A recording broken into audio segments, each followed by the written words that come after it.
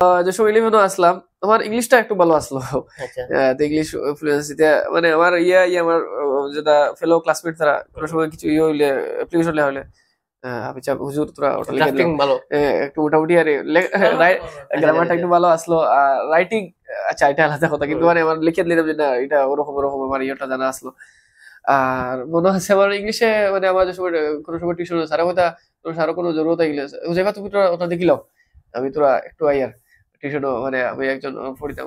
এই স্যারও আছে আমি আমার ছোটবেলার থেকে শাহিদ স্যার হইয়া জন আর ইতান বহুত বেশি আমরা ফ্যামিলির লগে আবার পুরা জড়িত আর শাহিদ স্যার হইয়া তাই ইংলিশের সময় পরে আমার বাকি আর বহুত টিচার হল আছেন যারা মানে আর নাম শাহরুল স্যার হইয়া সজল স্যার, শাহরুল স্যার এরপরে সজল স্যার হইয়া মানে একজন আসলা বেগাভট্টির। তাই আমার এই যে মেট্রিকে বা এইচএসএলসি তে আমার যে ইয়ে আইছে সায়েন্স বা সায়েন্সে 94, কারণ আমি 9 কত হইছে জানো নি 28 ক্লাস 9 এ 9 এক মার্কে পাস করছি। আচ্ছা কোন সাবজেক্ট? সায়েন্স।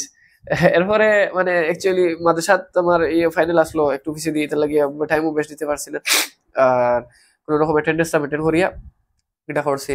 তারপরে ও সজল স্যার ওই কেন ক্লাস 10 লাগে খালি আমার সাই স্যারে নিয়ে আমার দিছেন, তা নেই কেন নিয়ে করছেন যে যাও ও মিলিয়া দিছেন।